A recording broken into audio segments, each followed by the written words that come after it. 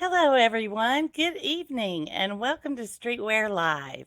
Here at Streetwear Live, we concentrate on bringing the most updated information on everything that there is to see and do in Second Life. And today we are honored to have Miss Petra Steele with us. And she's going to give us some information on event coordination, event planning, and answer all our questions that we have on this subject in case any of you out there in Second Life would like are interested in this particular job. You will hopefully gather some information on how to get started in here and how to who to contact. Um, and hello, Miss Petra. How are you? Miss Bella, I'm just fine, thank you. And yourself? Oh, I'm doing great. Thanks for being with us today and giving us your expertise on this matter. My pleasure. Thanks for having me. Awesome. Okay. Well, let's jump right in. My first question is going to be kind of a nosy question. It might have some real life in it.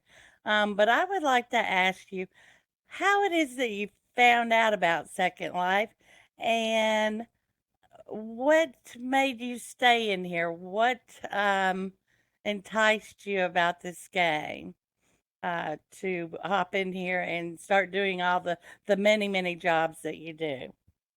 Well, it's kind of a funny story. I'm a shrink and a psychoanalyst, and I write for one of the international journals, and they asked me to write a book review on MIT professor Sherry Turkle's new book called Together Alone, which was about how the internet is changing how we relate to one another. She writes a lot of books on that subject. So I read the book. It was wonderful. But in the book, she also wrote about virtual worlds. And I had no experience with them at all. So someone told me, why don't you try Second Life? And I remember I signed on. I logged on. I made it an account, and it put me in one of those those newbie areas where there's like a zillion people, and all I could see were those stupid tags over their heads, and I couldn't follow anything. I thought this is crazy, but I stuck it out, and I started to meet people and talk to them, and I wrote the article, and it was a really really good article. It was actually the most read book review in the journal, so I was very proud of that. But after it was written, I kind of I had discovered Frank's. I had been kicked out of Frank's. I rediscovered Frank's, and I became a lounge lizard. I mean, that's pretty much the long and the short of it. Um, Met my first SL husband there, and it was purely social. I mean, I dated all the time, and I danced all the time. I tried to work at Frank's as a hostess, but I lasted an hour and then quit because it was just I couldn't do that. But that's pretty much how I started and what kept me in Second Life. I was fascinated. I fell in, you might say. It is. It's a very addicting game, to be honest with you. And as I think every single person that plays Second Life knows that because I myself was addicted to it when I first started playing it. I couldn't wait to get home after I got off my job in real life to get on the computer and play Second Life. And I loved it.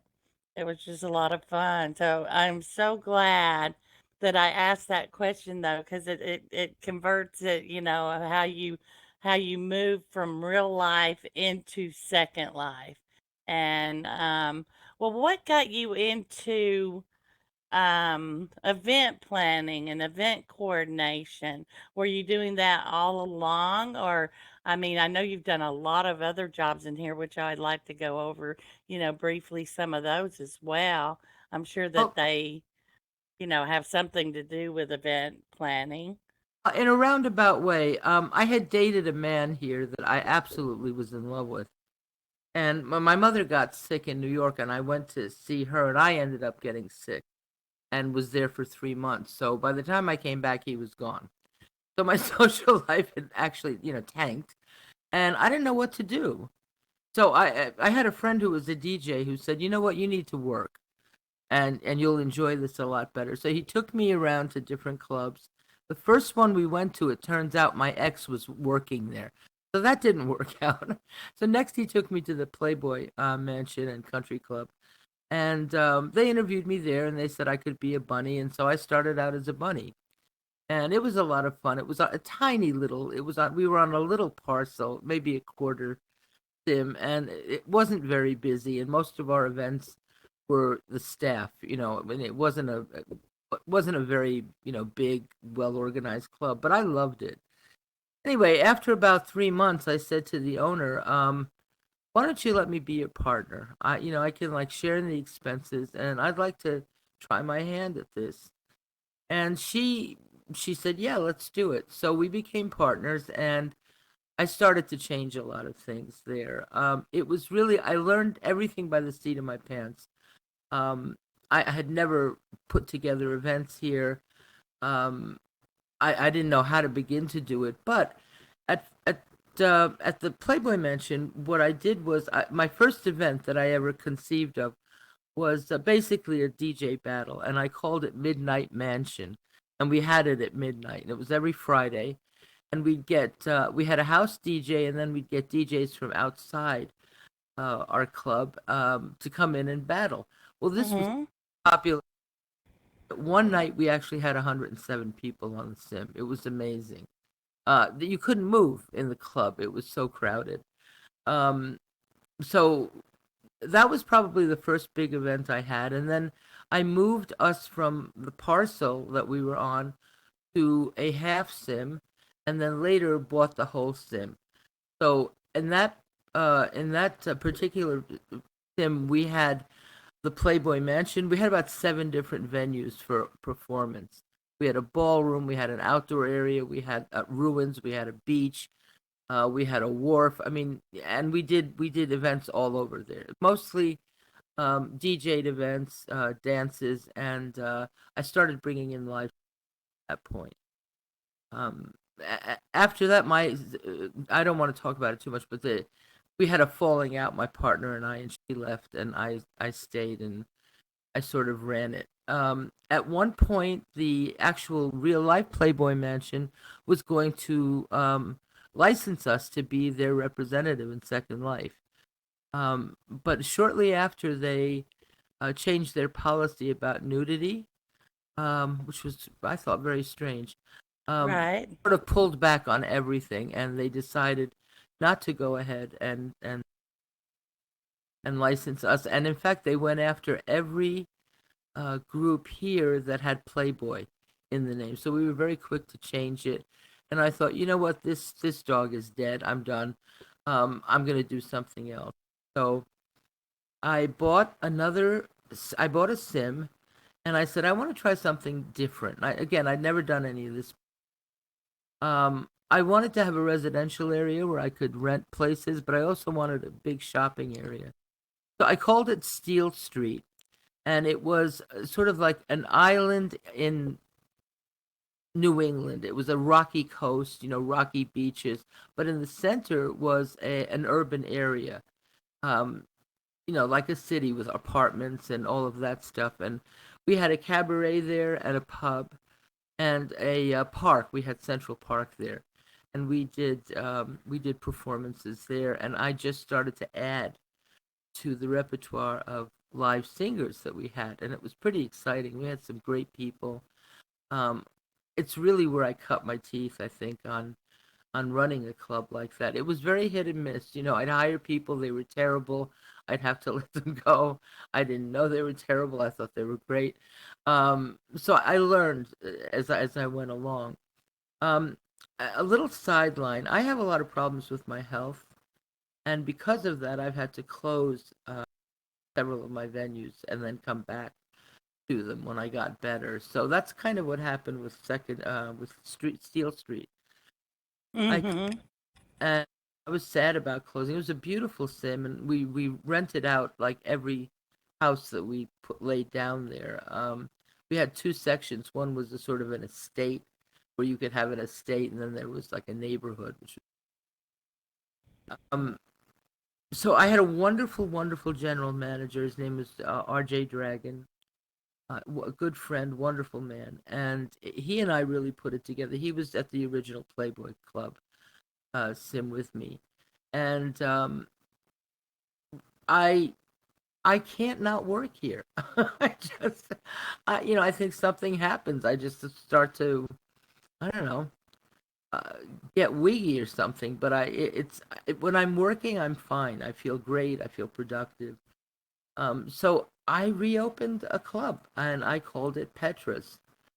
And I like to say it was a monumental monument to my monumental narcissist because it was called Petra's, and then we blew up um, the logo that I have, which is half a face, and put like big banners on either side of the thing of the club, which was an outdoor club that I had used in Playboy, and the interior was all done in Middle Eastern um, furniture and decor, and Mhm. it was really lovely. I mean, we had lamps hanging from the ceiling, and all of my hostesses wore these beautiful gowns from Utopia that looked like harem girl gowns. They were sort of midriff was bare, and they're very sexy.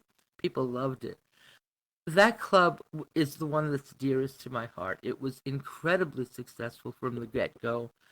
I would have other owners coming to that club constantly asking me what I was doing and so on and so forth. And we had a really good run, and that's where I started to I had no more DJs. I just hired live singers, and I would do 7 8 hours a day. At one point, I was hiring I was booking 26 live acts a week, which is considerable. Not to mention very expensive. Um, but I got a real rush from it. I mean, it was like my early background was in performance.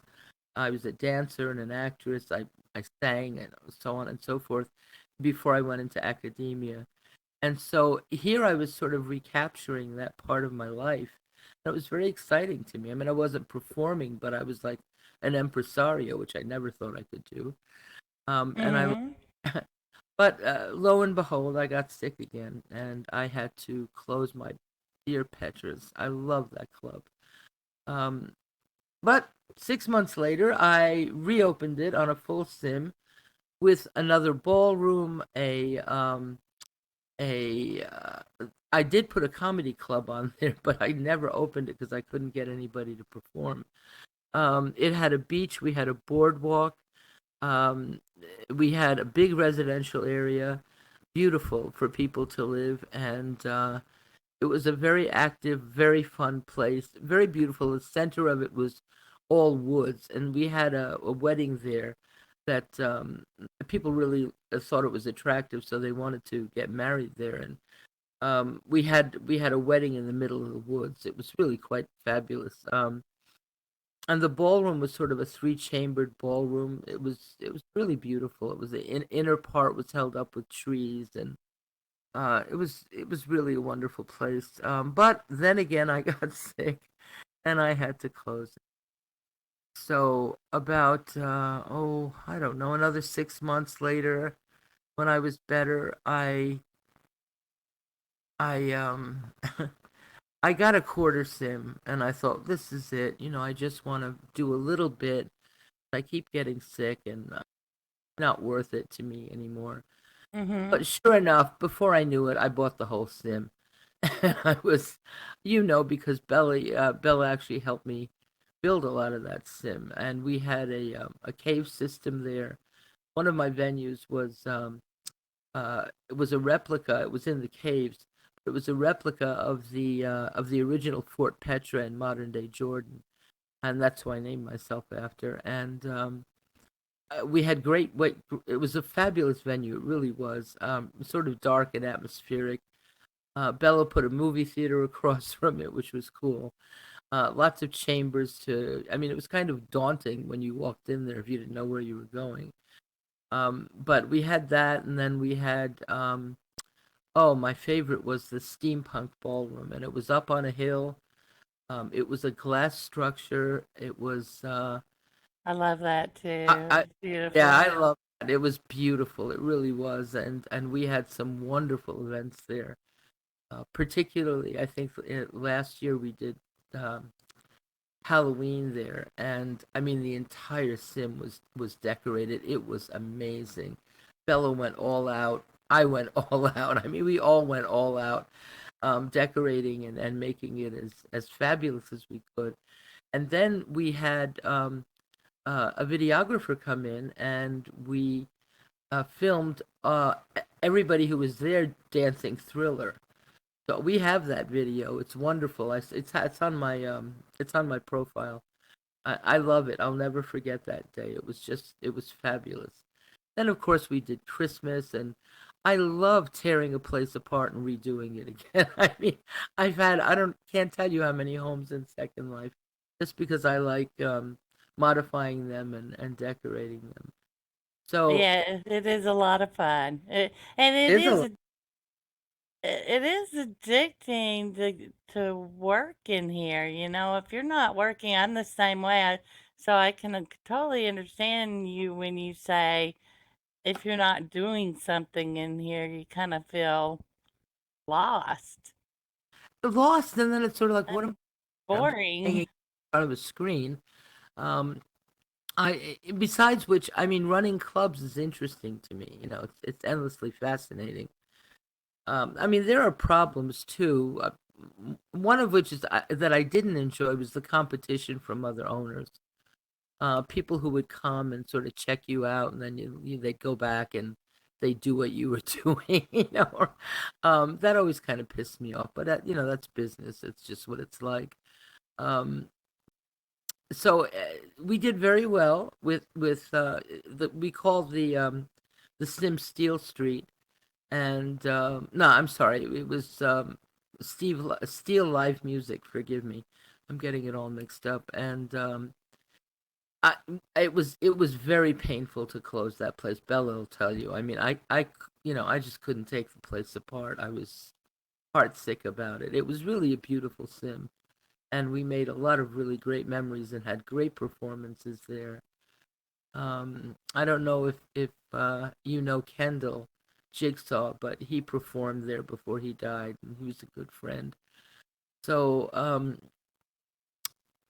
I had to close that place, and it was very tough on me. I felt like I'm never going to do this again. But shortly after I closed, the Frank's Entertainment Group contacted me, and they wanted to hire me as their director of new events. And they did, and I accepted the job, and that's where I'm working now. Um, it's a dream job. I make my own hours. I do whatever I want. I come up with ideas for events. They let me do them. Um, I recreated the DJ battle there. We call it the Frank's DJ Championship spinoff, and we Mm-hmm.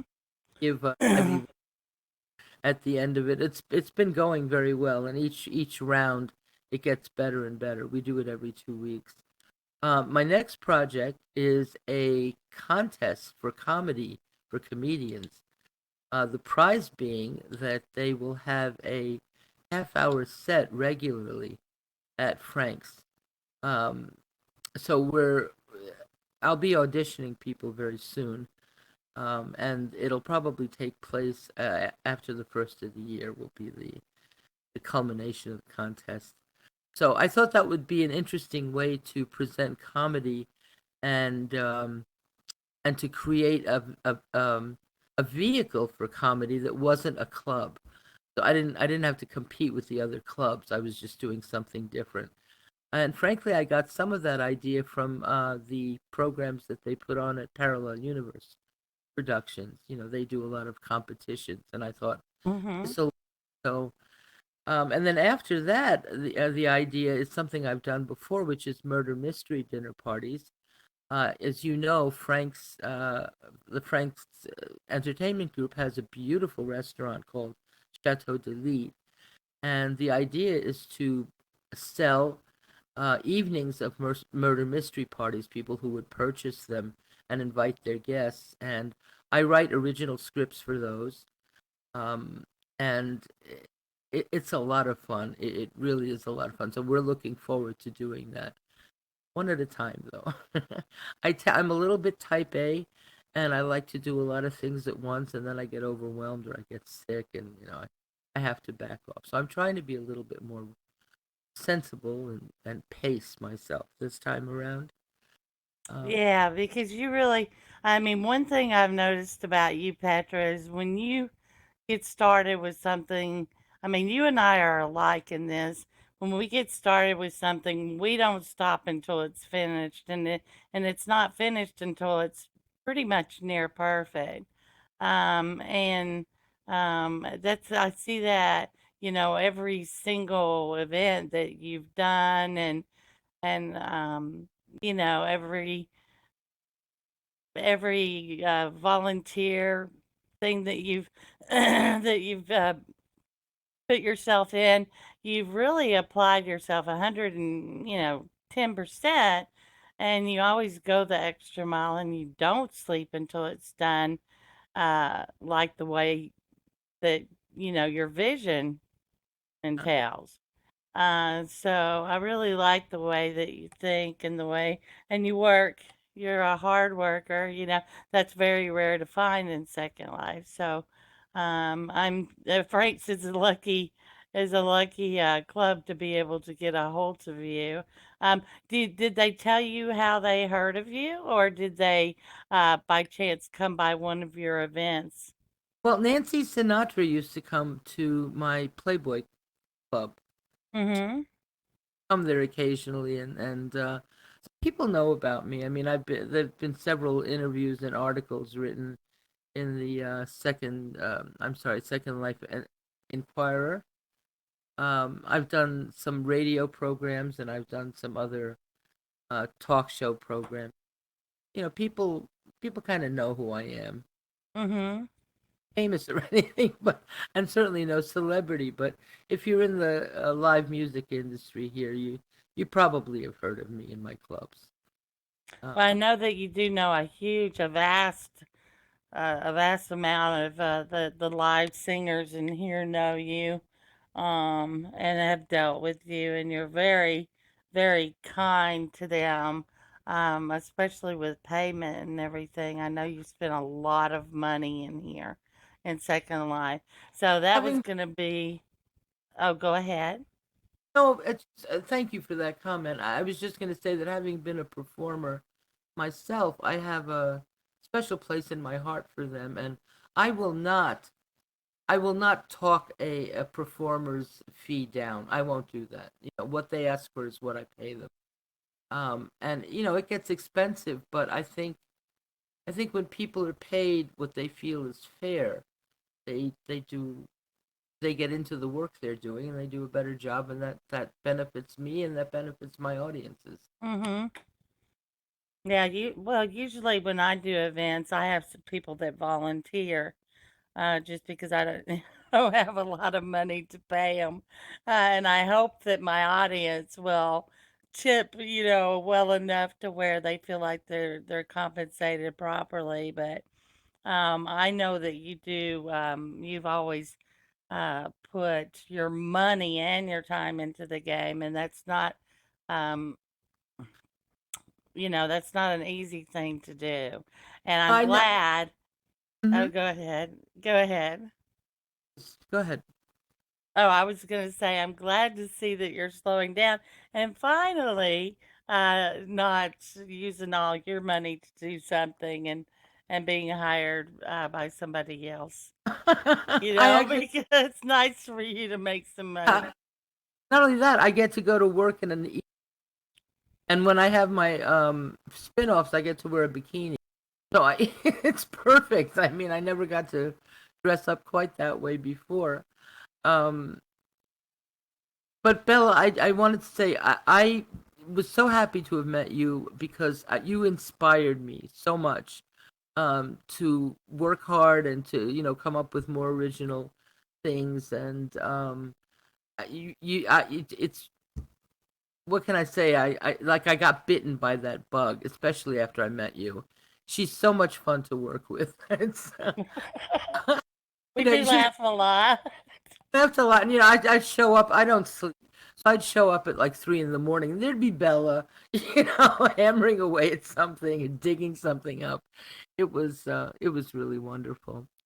So I do miss having my own club, and every so often I toy with the idea of opening up the original Petras again, but I don't think I will. I Uh, know you do, and I'm here to talk you out of it just for that's a right. little while. Just for a little while until I feel like your health is back, to normal Another and idea that I've always had that I'd love to do is I am a great lover of Latin music.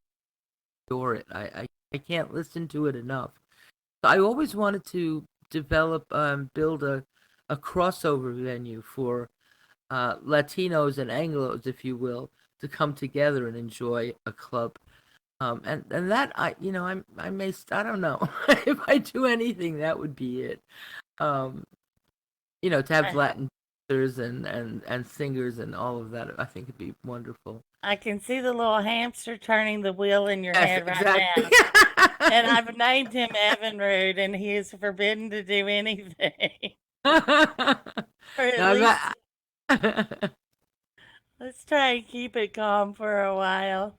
I imagine that Frank's keeps you very busy anyway.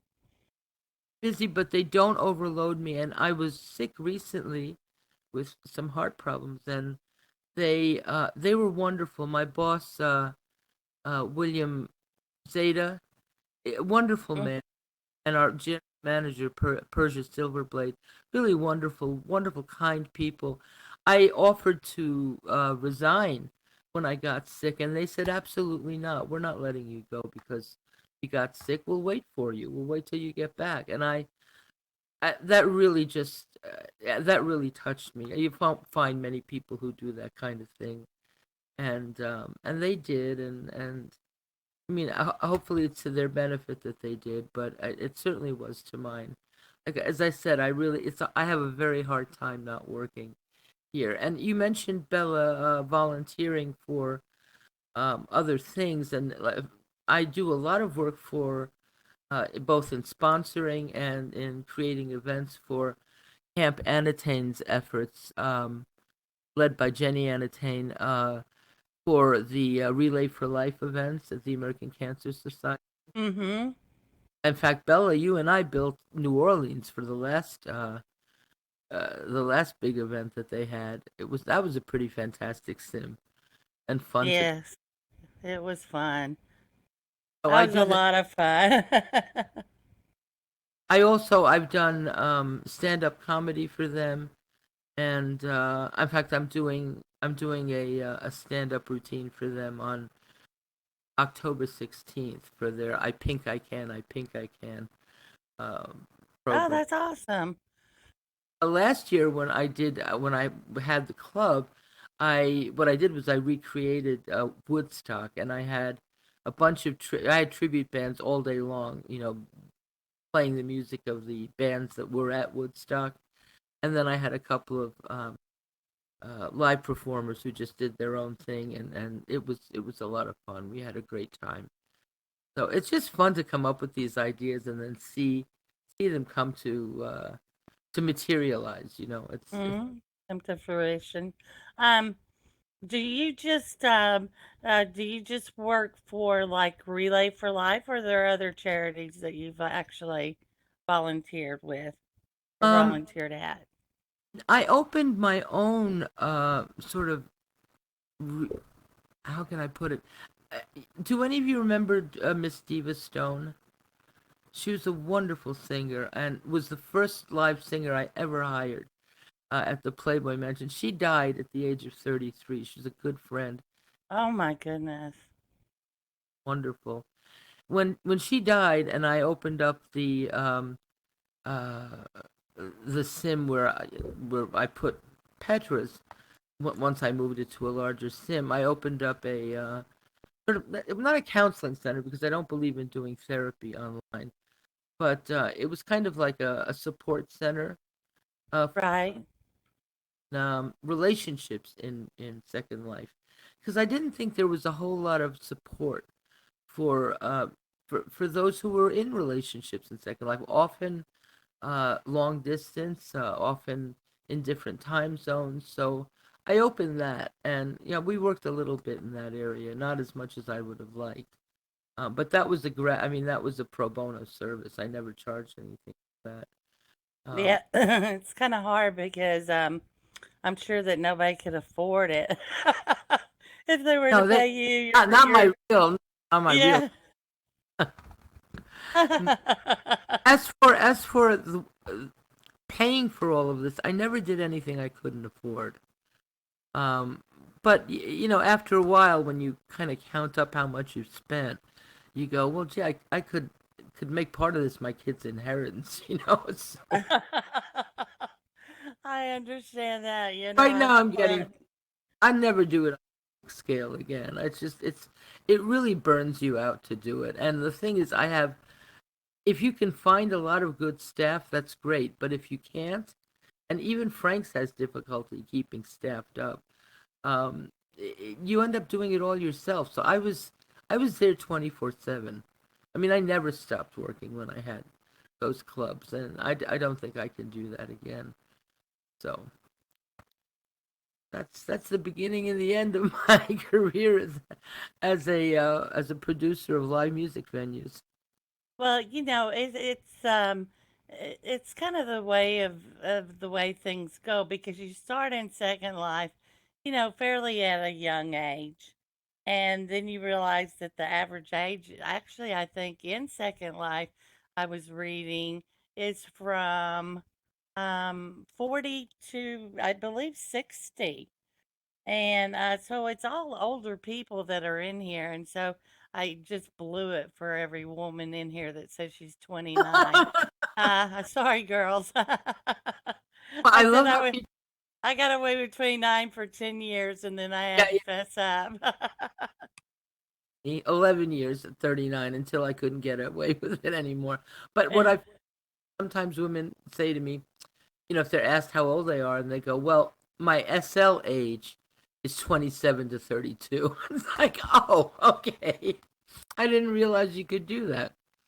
So, but Yeah, yeah, you can make a Second Life age because that's basically what our avatars look like. I mean, they do have I have seen other avatars in here that you can age. But who wants to do that? We're doing it in real life. Why we want to do it in here? Um, but I mean, as we grow older in Second Life, of course, our avatars don't show our ages. Um, but you learn a lot of lessons as you go down the street of Second Life, and it's really. get more savvy about people, and what you can expect, and what you can't expect. Mm-hmm. Your expectations become more realistic after a while, I think. When I first came in, it was all like, "Oh wow, this is so great," and everybody is so great, and then you find out later they're not so great, and you have to work really hard to make things happen. But I never regret being here. I'm glad that I had a reason to come, and I'm really glad I found reasons to stay. Mm-hmm. One of the things you asked me about, Bella, was what kind of advice I would give to anybody who wants to do this kind of thing, this event. And Absolutely. I mean, there's going to be people that watch this or want to know, who do I contact? Where do I go? What do I do? Give them some good advice on what they should do. contact information at the end. What I'd suggest is, if you want to get into this type of work, find a club that you really like, whose productions you respect, um, whose talent you would hire yourself. Find somebody that's doing something that you would like to do in the way that you'd like to do it, and learn from them. Just soak it up. Um, when I was a bunny, I did everything. I mean, just saying hello to people who came into the events. Nothing much more complicated than that. Dancing with clients and stuff like that. But whatever it is, just get into that club and get in. do as much as you can. In fact, another idea besides a club is get into a group. There's some wonderful groups, great groups all over the grid. And you can join one of these groups and then get onto their entertainment committees or volunteer to work on entertainment. Usually they're very happy to have you. And you can sort of, the term I use, cut your teeth on working this business. Um, Also, nothing is a crazy idea in my book. I come up with ideas for events, and I think, no, this will never work, and I've learned not to throw anything out. I write it all down, I keep it, and at some point I may look at it again and actually do it. So I really advise you to keep a kind of file where you put your ideas and you keep them, and if you see shows that you like or you don't like, and write a bit of a review on them for yourself so that you have some guidelines about where you'd like to start. um, it is pricey. You have to pay for the land that you're on. You can rent it, of course, or you can buy it. Um, the problem is that if you rent or buy, say, a quarter parcel or a homestead, homesteads actually won't let you do anything commercial. But say a quarter sim, you can't have more than 25 people on there. So it If it's a homestead, yeah. just limits you. A half sim, well, you can have about 50 people. There, a whole sim you can have 100, and that's why I always went for the whole sim eventually, because I like getting big crowds in. It's, Mm-hmm.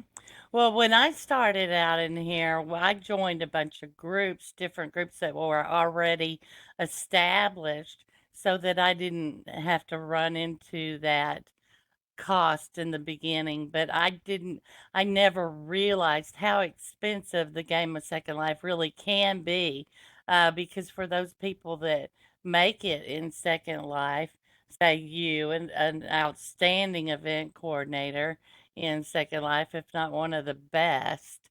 And, I mean, you meet all these different people across the grid, and whatever you get into, if you can't pay for it all at the beginning, then you can, like Petra said, just ask, a group that you're interested in, and see if they can give you information on how to join the group. And then usually you start off and it's small at first, and then it grows if you want to become an actual sim owner like Petra became. And also, a club owner and an event coordinator and a huge volunteer within our system here. Just about everything you can volunteer for. I'm sure Petra's sponsored some sort of event or something for that. if I don't actually do the event, I do sponsor events. I think it's important to support each other. I mean, my attitude and my ideology about competing with other clubs is, why bother? You can, if you have a more cooperative attitude and you kind of, share ideas, everybody ends up being better. The relationships are better, the product that you're producing is better. um so that's kind of how I feel about it. Not everyone feels about it that way, but I'm happy to help another. And I agree with you. I believe that if we all help each other, it makes everything better. I'm not really a big fan of banning people just because they talk about a different sim other than mine or whatever when they're on it. I like freedom of speech, uh, and I support that completely. And it's best if we all just take a step back and take some constructive criticism at times too. Wouldn't you agree, Petra? I absolutely agree. And the other thing I wanted to say was, I think I forgot. I'll remember in a minute. Um, Okay. it's how you talked about we're aging, but our avatars aren't. I wonder Right. why underneath what's going on is not fun. Um, I wouldn't discourage anybody from doing uh, getting into the entertainment business in Second Life. It's a lot of fun. But here's what I want to say. I think you can fare do best with that for yourself. I mean, to keep yourself in equilibrium. If on the one hand you don't take it too seriously, on the other hand you do take it seriously.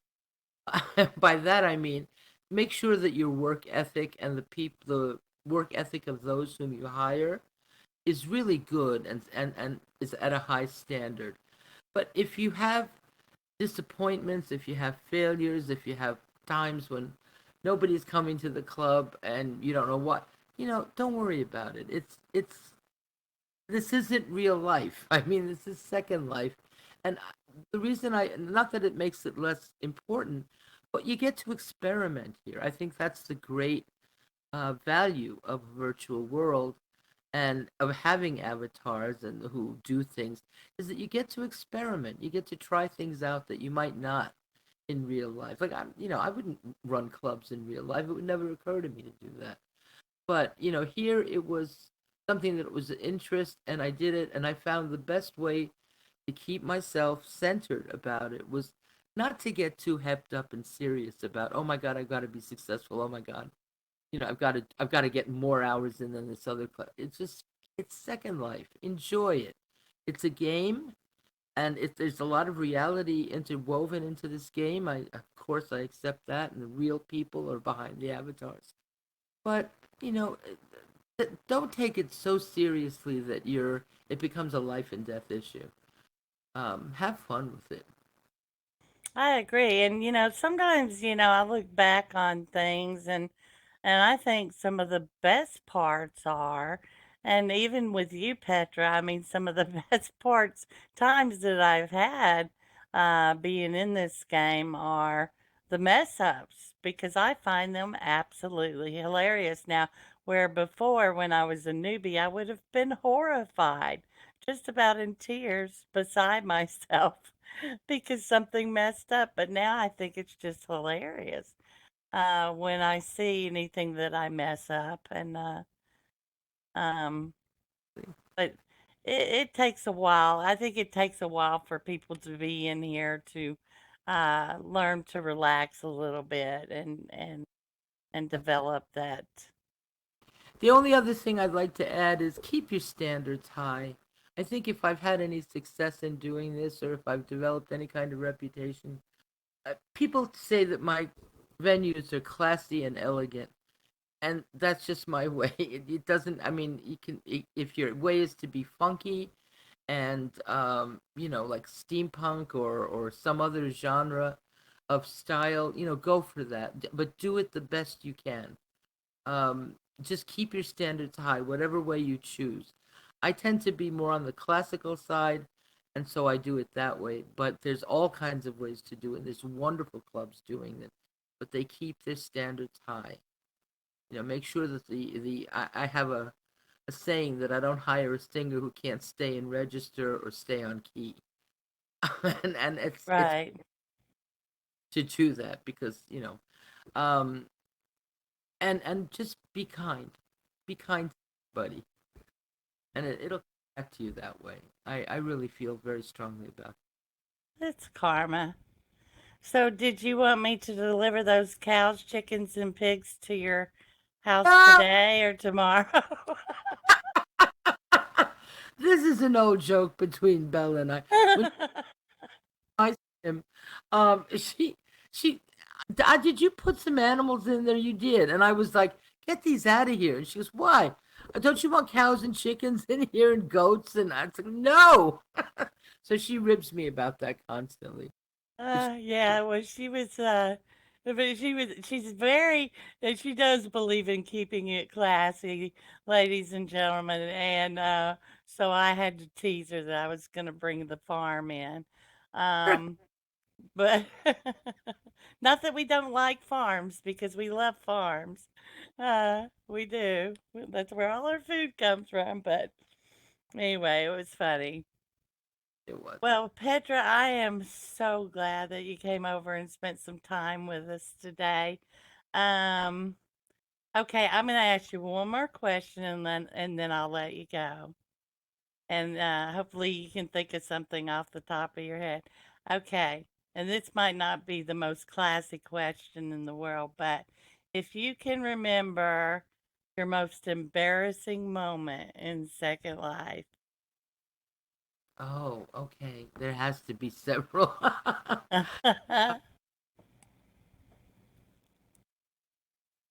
Let me think. I can't think of anything specifically, but I do recall um, times when I've completely effed up. And there was a singer that I used to hire, and for a year I called him by his wrong name. I got his name wrong. His name was Slick Beck, and I called him Silk Beck for a year. He never corrected me until other people in the audience said, "Hey, Petra, hey, that's not his name." It was kind of embarrassing. Um, Besides your clothes falling off in the middle of of a performance because your computer is funky or whatever. I mean, that's Exactly. not too much, but yeah, when you get somebody's name wrong and you don't you given the wrong information. For instance, I'm a little bit of a techno idiot, and so when I make ads and stuff for my events, I'm not good at knowing how to put it on the map in Second Life. So I send out these ads and people are always on me like, for God's sake, where is this damn thing? Give us a way to get there. That's a little embarrassing. It's Yeah. very, yeah. Uh, well, it's been amazing to talk to you today, and I can't wait to see what you do next. And so, thank you so much for being with us today. Thank you so much. I appreciate it. And for all of our viewers out there watching Streetwear Live, thank you for watching today. We hope you gained a lot of information on how to become a event planner or event coordinator here in Second Life. If you have any questions, there should be some links at the end of the video with some information. And if you're interested in being interviewed by us, we'd love to hear from our audience and we'd love to hear what you do and how to get into what you do in Second Life. So please contact either myself or Mr. Nick Mammoth or Pepper Pickaboo Pavinci. And those names will be also listed in the credits at the end of the video. And so thank you all and have a great night and see you on the next time at Streetwear Live.